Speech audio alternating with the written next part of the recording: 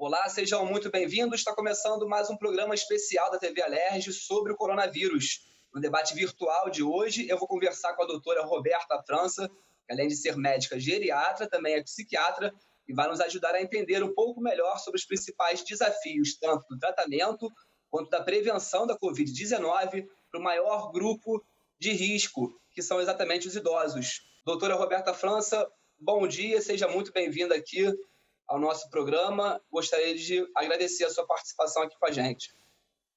Oi, Rafael, bom dia para todos os nossos telespectadores. É um prazer estar aqui falando com vocês esse tema tão importante e nesse grupo tão importante que são os nossos idosos. Certo. Doutora, para a gente começar a nossa conversa, nosso bate-papo aqui, queria que você falasse um pouquinho por que dos idosos serem mais vulneráveis a estarem contraindo o vírus, né?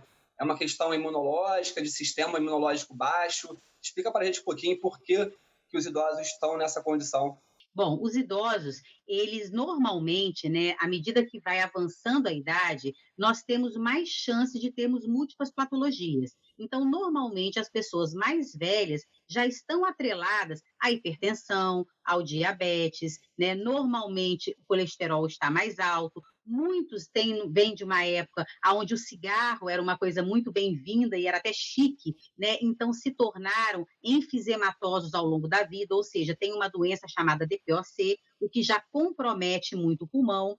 Muitos têm sequelas de AVC, tiveram um derrame ou tiveram um infarto, ou seja, essas inúmeras patologias que eles foram acumulando ao longo da vida, elas geram para esse paciente uma imunidade mais baixa e um comprometimento clínico maior. Né? São pacientes que já tomam várias medicações, então, com isso, qualquer processo, seja infeccioso ou viral, ele tende a piorar esse paciente muito mais rapidamente. No caso da Covid, até pela rapidez com que ela evolui o quadro pulmonar para pacientes com imunidade e mais comprometidos, isso gera uma gravidade maior. Vamos falar um pouquinho sobre alguns números, né? A gente hoje já ultrapassou os 200 mil casos no Brasil, né? São mais de 200 mil infectados, 14 mil óbitos, um pouquinho mais também de 14 mil óbitos, dos quais 70% desses óbitos de pessoas idosas, né? O quão preocupante isso é, doutora? E quais são os principais cuidados básicos, né? Que tanto os idosos quanto os cuidadores dessas pessoas, os responsáveis, enfim, familiares, devem ter para evitar esse crescimento acelerado, esse contágio acelerado aí. Rafael, a coisa que mais me preocupa, né, e a coisa que eu acho que mais deixa os profissionais da área de saúde muito chateados, é porque, assim, a gente vem falando isso já há meses, né, da importância do isolamento social, da importância dos cuidados de higiene, mas, infelizmente, por um motivo que eu, sinceramente, não sei lhe explicar, as pessoas resolveram no Brasil desconsiderar isso, né? Ou achar que é exagero, achar que não é tão grande assim, que não é tão significativo assim. Tem pessoas, inclusive, que acham que o vírus nem existe, né? E o vírus está aí com 200 mil infectados, isso casos confirmados, fora tantos outros que não tiveram confirmação. E esses mais de 14 mil óbitos, fora os mais de 1.000 que ainda estão em andamento, que ainda os testes não saíram. Então, assim, é uma situação mundial, não é uma situação só do Brasil, e a gente precisa entender que esses idosos, 70% desses óbitos, estão na faixa etária dos idosos. Então, realmente é um grupo que o agravamento é muito maior. E quando você pega um idoso de 80, 85 anos, 90 anos e leva ele para um processo de intubação, a chance desse paciente sair desse tubo, a chance desse paciente conseguir voltar a respirar espontaneamente é muito mais difícil. Quanto mais doenças associadas ele tiver, mais difícil é a recuperação dele. Daí a importância que nós falarmos desses idosos estarem verdadeiramente em casa, né, de ter os seus cuidados de higiene, como lavar bem as mãos, usar o álcool em gel, não ir para a rua e voltar para casa utilizando o mesmo calçado. Chegou da rua, bota o calçado na porta da casa, tira toda a roupa, tome o seu banho, lave tudo que você trouxer da rua, faça a higienização e use máscara. É muito difícil a gente ver, muitas vezes, o idoso usando máscara. Ele não gosta de usar, ele reclama do uso da máscara, mas ela é fundamental. Eu vejo, eu atendo os pacientes em casa e eu mando um protocolozinho de atendimento domiciliar. Quais são as normas que têm que ser seguidas nesse atendimento Bacana. domiciliar? E aí eu explico para a família, já mando antes. Vamos lá, vamos aos combinados da consulta domiciliar. Portas e janelas têm que estar abertas, a casa tem que estar ventilada, não pode ter ar-condicionado ligado, não pode ter ventilador ligado, todo mundo tem que estar de máscara, não pode ter aglomeração na residência. O atendimento tem que ser feito o médico, o paciente e, no máximo, mais uma pessoa. Todos devem estar de máscaras. Eu vou estar de máscara, de luva, de propé, de touca, de jaleco, explico todo o arsenal que eu vou estar vestida, né? E ainda assim eu chego nas casas, cadê as máscaras? Ah, doutor, eu fico com uma pena porque ele não gosta de usar máscara. Mas isso, olha só, a pena de usar máscara pode ser a escolha entre o seu pai ficar bem ou o seu pai pegar uma doença. Então, só te interromper um segundinho aqui. Desculpa te interromper, doutora. O uso da máscara, imagina. Então, tem que ser feito não é só quando sai para a rua, não. É ficar em casa também com a máscara, com a proteção, seja se você estiver vendo televisão sozinho na sala, enfim, nesse convívio diário também, no jantar, enfim, quando as pessoas normalmente jantam juntos, almoçam juntos, enfim, acordam ali, né? Tem que estar sempre de máscara. Acordou, toma seu banho, se higieniza e coloca a máscara para poder até falar com os próprios moradores da casa mesmo. Não, deixa eu organizar então melhor um pouquinho. A máscara, sempre que chegar alguém. Então, por exemplo, eu sou uma pessoa estranha na casa. Eu estou chegando. Se eu estou chegando, as pessoas da casa têm que usar máscara. Eu estou de máscara e as pessoas da casa também, para proteger a mim e proteger a elas. Quem tem que ficar de máscara o dia todo em casa é se alguém na casa tiver sinal ou sintoma de gripe. Aí, todo mundo tem que estar de máscara o dia todo. Agora, se você, por exemplo, está em casa sozinho, você e sua mãe, você não tem sintoma nem ela, dentro de casa os dois devem, o que vocês devem fazer? Manter o distanciamento social, não dá para ficar agarrado na mãe, beijando, abraçando, manter um distanciamento social, lavar bem as mãos, estar sempre com tudo higienizado e manter a casa aberta, porque tem uma coisa, Rafael, idoso não gosta de janela aberta, eles gostam de tudo fechado. E neste momento é mandatório que o ambiente da casa esteja muito bem arejado para que o ar possa circular. Agora, tem alguém em casa com sinal e sintoma de gripe? Todo mundo de máscara o tempo todo. Perfeito. Queria que você falasse então, um pouquinho também sobre a importância das outras vacinas estarem em dia, né? Do idoso estar mantendo aí a sua carteira de vacinação em dia. A gente tem percebido que, enfim, o governo tem feito campanhas de vacinação contra a gripe. Qual a importância dele estar mantendo essas vacinas em dia para a imunidade, enfim, contra outras doenças? Fala um pouquinho, explica para a gente a importância dessa medida. Rafael, eu acho maravilhoso, né? Porque, assim, existe uma campanha no mundo, muito louco, né? As coisas que andam acontecendo no mundo. O mundo anda meio estranho. Mas entrou uma vibe, assim, né? De que vacina mata, né? De que vacina é uma coisa horrorosa. É uma coisa louca. O mundo chegou até aqui porque vacinou, né? Porque antes todo mundo morria por falta de vacina. Aí agora entra um grupo, né, que se acha muito inteligente e que diz que a vacina é uma coisa horrível. E agora o mais interessante é que todo mundo quer uma vacina para a Covid. Aí eu me pergunto, será que esse povo que diz que vacina não presta vai negar a vacina da Covid? Eu acho que não, né? Mas acho que a gente podia selecionar, né? Porque, assim, é inacreditável. E vacina é o que faz a gente viver melhor, é o que melhora o nosso sistema imunológico, é o que nos protege. Então, assim, você vê absurdos como a gente tendo que lidar com sarampo, por exemplo, em pleno 2020, porque as pessoas decidiram que não é necessário vacinar contra sarampo. Só se esquecem que o sarampo acabou por conta da vacina, que foi a vacinação ao longo dos anos e anos que a gente conseguiu terminar com a polio, que a gente terminou, né, com varíola. Olha quanta coisa a gente foi eliminando do mundo em termos de doença por conta da vacina. Então, vacinar é um ato de amor, é um ato de carinho, é um ato de responsabilidade. Porque como são doenças que você contagia o outro, a gripe, por exemplo, se você espirra na cara de uma pessoa, se você tosse na cara de uma pessoa, é um ato de cidadania a vacinação.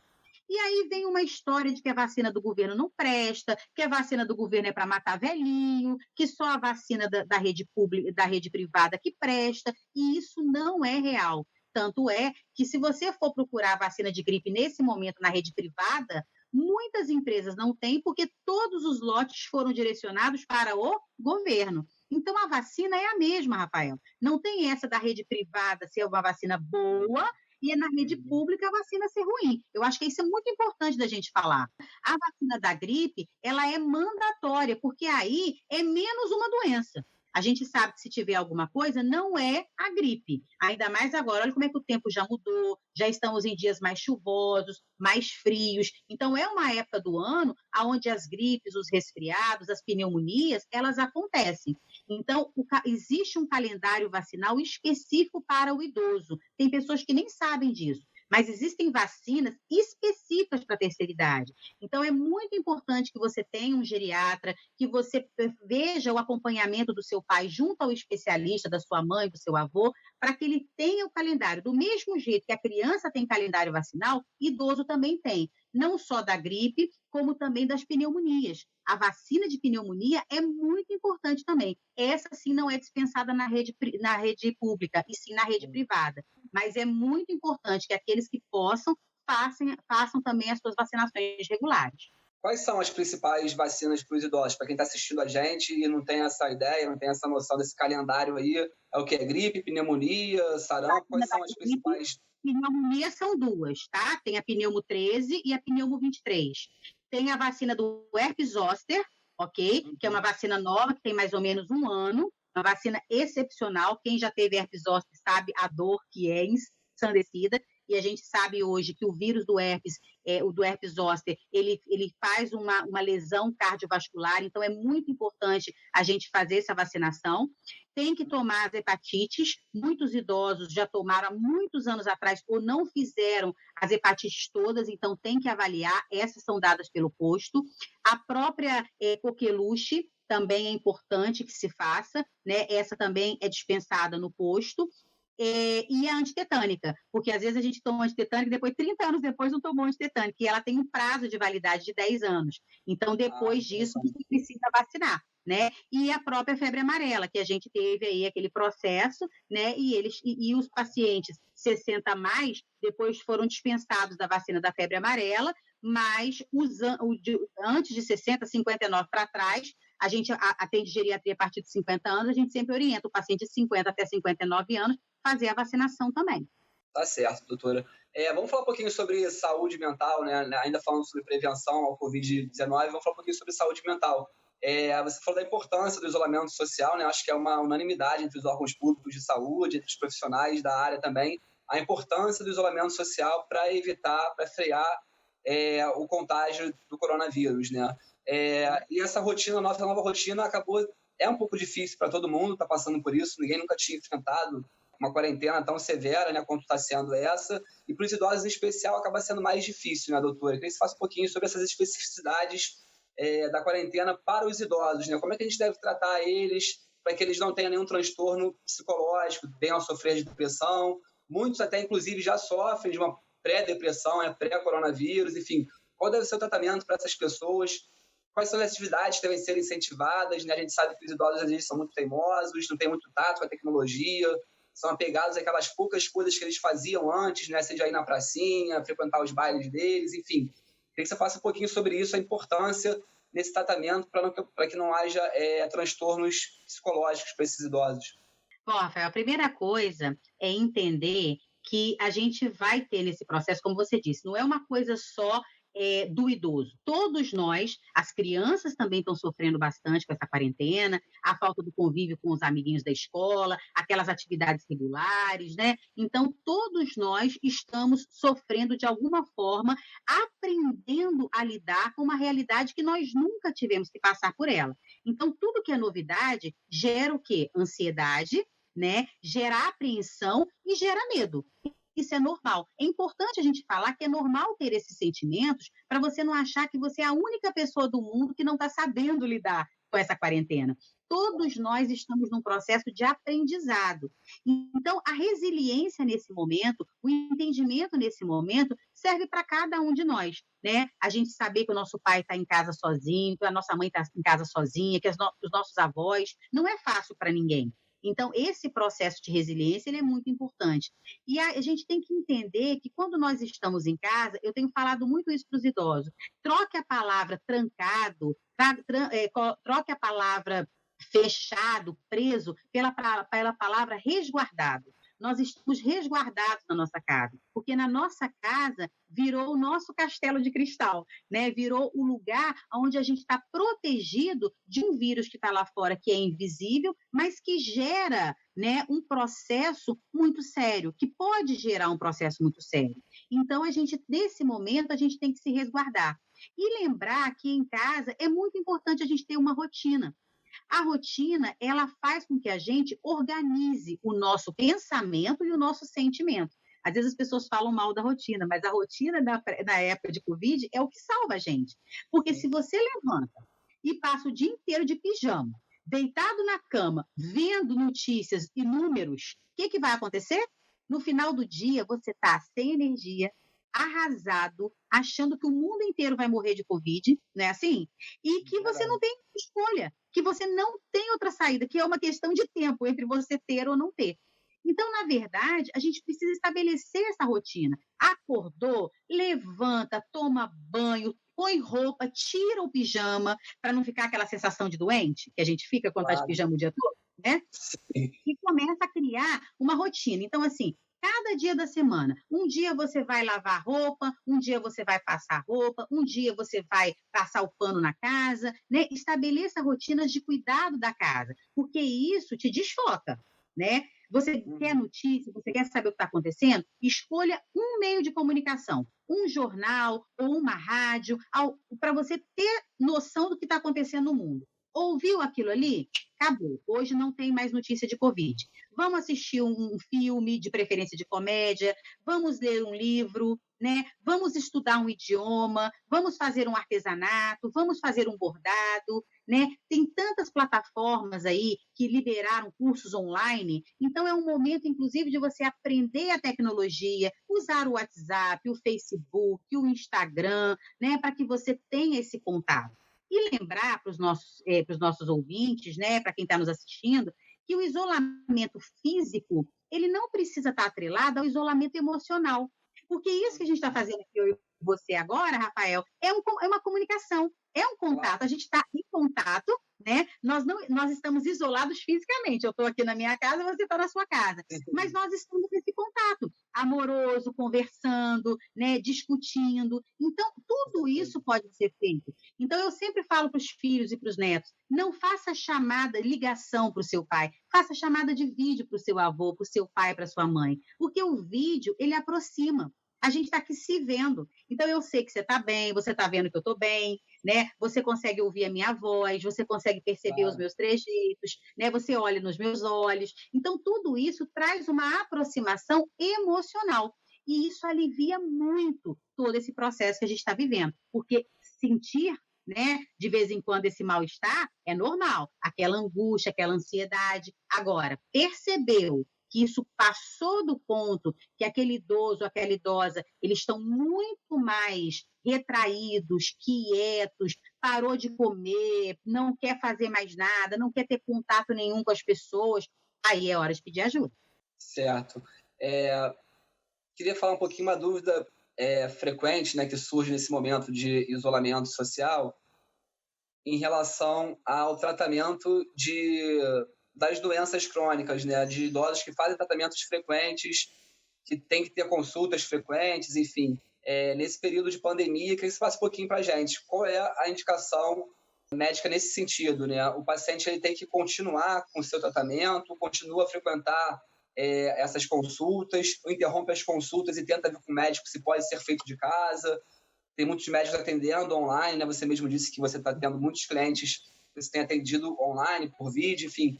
Qual é a orientação médica nesse sentido, para o tratamento de pessoas que estão com esse tratamento prolongado, que elas precisam fazer nesse período?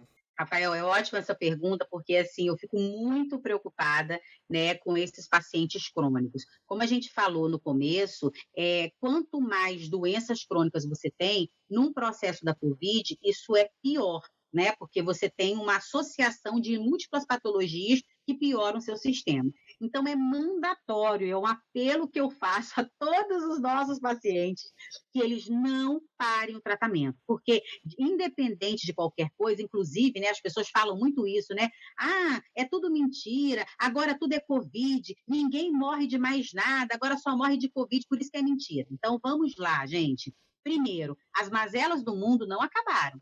Né? O mundo continua tendo hipertensos, cardíacos, diabéticos, DPOC, as pessoas continuam infartando, tendo derrame, sendo atropeladas, caindo em casa e tendo fratura do fêmur, né? Tendo bala perdida. O mundo não parou. Só que, além de tudo isso, que já fazia o nosso sistema de saúde ser um caos, além de tudo isso, ainda temos a Covid para administrar. Então, nesse momento, como nós temos muitos pacientes infectados ocupando leitos de hospital e leitos de CTI, aonde a gente coloca o paciente da fratura de fêmur? Aonde a gente coloca o paciente que infartou? Aonde a gente coloca o paciente que teve um AVC?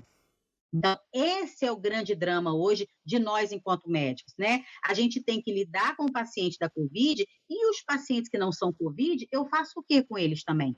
Então, daí a importância de você manter a sua pressão ótima, manter o seu colesterol bom, manter o seu açúcar ótimo, né? Fazer o seu tratamento para que você não tenha uma agudização do seu processo de doença crônica.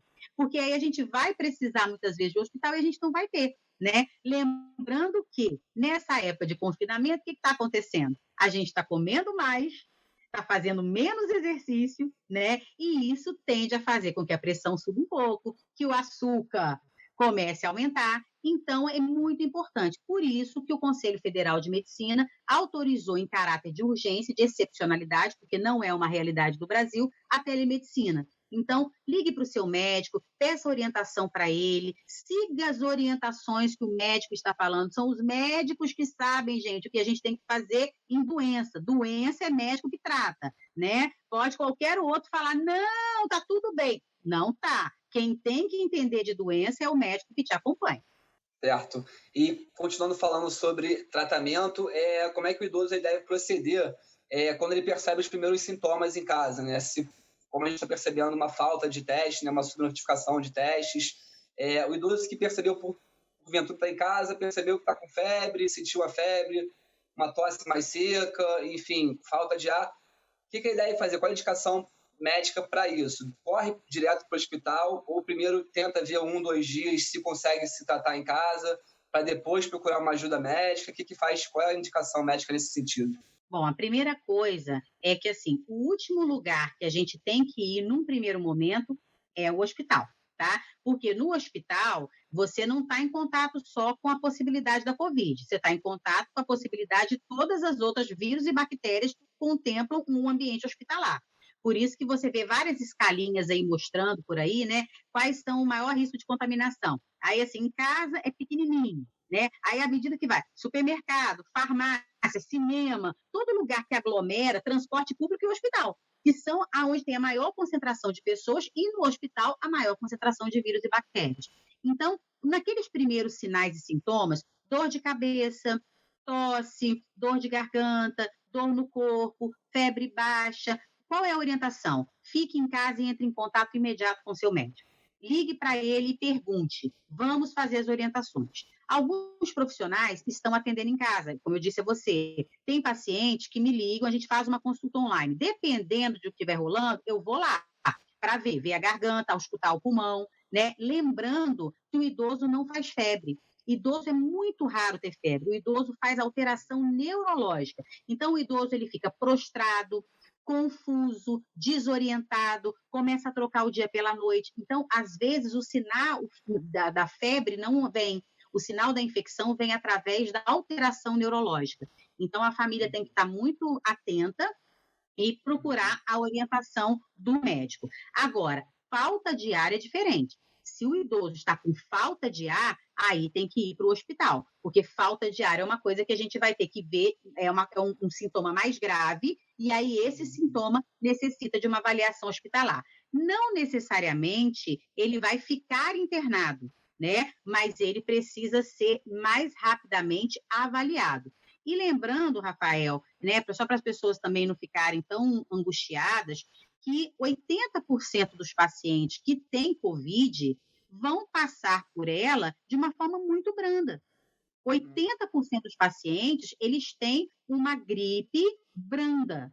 E é Covid, mas é uma gripe branda. Só 20% dos pacientes com Covid, eles vão necessitar do hospital e desses, 5 vão precisar de serem entubados. Então, essa é uma estatística média do mundo de tudo que a gente viu de Covid até agora. Agora, Roberta, mas aí as pessoas falam assim, 5%? É pouco? É, mas se você fizer isso no universo de 100 pessoas, é um número. No universo de 10.000, é outro número. Então, por isso que a gente fala da importância do isolamento social, porque quanto menos pessoas em contato com o vírus, menor é a chance das pessoas com potencial de agravamento precisarem de um respirador. E se precisar, ter respirador para todo mundo para dar tempo de entrar, sair, melhorar e ter outro para poder entrar no lugar.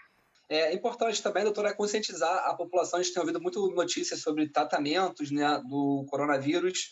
É importante a gente conscientizar a população que esse tratamento aí tem que ser individualizado, né, sob prescrição médica. Né? A gente ouve muito falar de paciente que usou a cloroquina e se curou, outro que usou anticoagulante, fez tratamento com plasma, enfim. Aí a pessoa corre para a farmácia também para poder se automedicar nessa expectativa de não frequentar um hospital, não ir até uma emergência. Qual a importância dessa conscientização para ninguém também ficar, entrar em parafuso atrás de medicamento desnecessário na farmácia e acaba faltando para quem de fato precisa, né? Eu acho que vai ser... uma das coisas bacanas que está acontecendo nessa história da pandemia é a gente começar a discutir sobre o uso, a maneira indiscriminada como o brasileiro utiliza a medicação. Isso é uma coisa do Brasil, né? Em outros lugares do mundo, você não pode entrar numa farmácia e ir comprando tudo que você quiser sem nenhum tipo de prescrição. Isso é uma característica muito nossa. E a gente vai para a farmácia e compra sem ter a menor noção do que a gente está comprando, porque ouviu falar que tem um estudo, a pessoa lê no Google assim, estudo mostra que hidroxicloroquina... Ela não leu o resto da frase, ela já quer ir na farmácia, pegar a hidroxicloroquina e tomar. Só que ela não faz a menor ideia de que remédio é aquele, para que serve aquilo, quais são as indicações, quais são as contraindicações e quais são os efeitos colaterais. Então, você tem visto aí coisas inimagináveis, né, no Brasil inteiro, com falta de medicações necessárias para uma população doente, porque as pessoas, por não terem educação, por não terem responsabilidade social, por não terem noção de cidadania, vão lá e compram tudo e não sabem nem para que serve aquele remédio. Né? Então, assim, não existe até hoje nenhum protocolo fixo no mundo para tratamento de Covid. Existem vários protocolos, né? Cada hospital, na verdade, tem trazido seus protocolos e visto na sua rotina o que funciona mais, o que funciona menos, né? Vários países não usaram mais a hidroxicloroquina porque tiveram mais óbitos pelos efeitos colaterais da hidroxicloroquina do que pela hidroxi propriamente dita.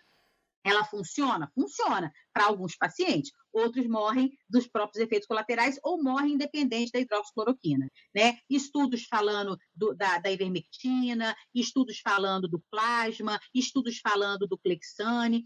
Tudo isso são estudos, porque, afinal de contas, Rafael, verdadeiramente, nós temos 6 meses de pandemia. Se você for parar para pensar, parece uma vida, mas só tem 6 meses. Então, é muito pouco tempo, dentro de um processo científico, nós gerarmos protocolos e certezas diante de tantas incertezas que nós tivemos, porque foi o mundo inteiro pego de surpresa. Então, você vê que é um vírus que a gente que está em lugares que é menos 5 graus, menos 10 graus, 35 graus. Pessoas brancas, pessoas negras, pessoas pardas, criança, adolescente, e adulto e idoso. Então, quer dizer, é uma gama de possibilidades que não nos permite ter um protocolo fechado para todo mundo. Porque são pessoas diferentes, situações diferentes, países diferentes, condições diferentes, né? De saúde, de clima, de tudo. Então, tudo isso faz com que a gente não consiga ter um tratamento preciso perfeito e exato. Nós estamos tentando. Então, assim, é óbvio que alguns serviços viram que determinadas coisas funcionam melhor que as outras, mas não significa que beneficie todos. Por isso, a importância do tratamento ser individualizado e das pessoas não saírem por aí tomando remédio, inclusive sem sintoma nenhum. Porque todos os estudos dessas medicações são em cima do paciente com vírus. Então, se você não tem o vírus, não tem o menor sentido você estar tomando a medicação. Doutora, vamos falar sobre os abrigos e os asilos do Estado, né? A gente tem visto tem percebido a necessidade de uma interferência assim, maior do poder público nessas instituições, né? Diante das normas que as autoridades de saúde têm emitido nesses ambientes, né? Para isolar cada idoso, enfim, quais são as medidas que você acha que devem ser tomadas e a necessidade, enfim, desse auxílio do poder público a essas instituições, a importância delas também no tratamento da Covid para os idosos? Eu acho que a gente tem que. É uma situação bem mais complexa, né? Porque, de um modo geral, as instituições de longa permanência, elas não têm quartos individualizados. A grande maioria, até porque é uma fala que a gente diz muito, né? Que é importante a socialização. O paciente numa clínica geriátrica que ele fica em quarto sozinho, ele normalmente se socializa menos. Então, até mesmo aquele ambiente de ter 2, 3 pessoas no quarto, é uma maneira também de mantê-los socialmente ativos. Então, num processo desse de pandemia, você tem que ter muito cuidado, porque se um idoso fica contaminado, a chance de contaminar todos os demais dentro de uma população que é extremamente frágil é muito séria. Então, assim, algumas instituições já testaram, né, que eu conheço pessoalmente, testaram todos os seus idosos, todos deram negativos. Ela fechou as portas, ninguém entra, ninguém sai. A rotação dos cuidadores mudaram os horários para que eles passem aí, ficar mais tempo fechados na instituição do que ficar nesse trânsito de ida e volta para casa, né? E todos os cuidados de higiene muito mais exacerbados por conta da situação de fragilidade desses idosos. Agora, as instituições que testaram positivo o seu idoso é um grande desafio, Rafael, porque teoricamente, ela teria que colocar cada um num quarto. Fisicamente, como é que ela vai fazer isso? Então, talvez a saída seja o idoso que testou positivo sair da instituição e ir para a residência, né? Ir para o cuidado da família, que também é um outro desafio, né? Se essa família está preparada para receber, se ela consegue receber, se ela tem como receber. Então, eu acho que realmente o Ministério Público, os órgãos competentes, vão ter que criar estratégias mesmo para que a gente consiga dar conta dessas instituições pela dificuldade da logística envolvida nesse local, principalmente se tiver um idoso positivo. Tá certo, doutora. Eu gostaria de agradecer a sua participação aqui com a gente no programa, tá? Agradecer todos os esclarecimentos que foram prestados. Acho que é de suma importância nesse momento que a gente é inundado de informações de todos os lados. A gente ouvir um profissional da área específica, enfim, sempre traz um alento, né, para a gente. E antes de encerrar a nossa entrevista, gostaria também de que você deixasse uma mensagem positiva para os nossos telespectadores, né? Afinal de contas, não é porque os números são horrorosos, nem porque o paciente venha contrair o coronavírus que ele está fadado a morrer, né? Enfim, a gente tem visto muitos casos de cura, observado que pessoas estão se recuperando. Então, eu queria que você deixasse uma mensagem positiva, o que você considera, assim, de mais esperançoso nesse período, que vai servir de reflexão, que tem mudado, né, a nossa vida, não só a nossa, dos idosos, enfim, de toda a população mundial, né? Uhum.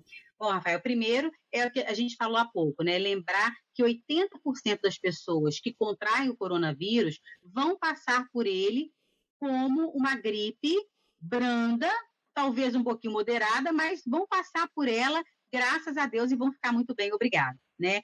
Eu acho que tudo na vida a gente precisa se perguntar, ao invés de falar por que está acontecendo comigo, eu acho que a grande pergunta é o que eu tenho que aprender com isso? E quanto aprendizado o coronavírus está nos trazendo, né? Antes a gente reclamava que a gente nunca tinha tempo. Agora a gente tem muito tempo. Tempo para refletir sobre a nossa vida, sobre as nossas relações, sobre os nossos sonhos, sobre os nossos desejos, sobre o que é verdadeiramente importante na nossa vida. Hoje a gente sente falta do abraço, a gente sente falta da presença, a gente sente falta do contato físico. E há pouco tempo atrás, cada um vivia ilhado no seu celular, tão distante do abraço do amigo, do estar com a sua família, de estar com seu pai, com a sua mãe. A gente sempre delegava o encontro para depois. E agora a gente sente urgência nesse encontro. Então, que isso sirva para a gente entender, né, a importância de estar junto, que nós somos seres sociais, que o homem chegou até aqui porque ele vive em sociedade. E o quanto é importante estar junto. Então, valorizar a nossa família, valorizar os nossos amigos, valorizar o abraço, valorizar o toque, o aconchego e saber que tudo na vida passa. Eu não conheço nada nesse mundo que foi eterno. Tudo na vida passa. As coisas boas e as coisas ruins também. Então, a gente vai passar por isso. E que a gente passe por isso e saia disso pessoas melhores, com mais fé, com mais resiliência, com mais compaixão e com mais empatia um pelos outros. E eu tenho certeza que a gente vai ser uma sociedade melhor e mais feliz.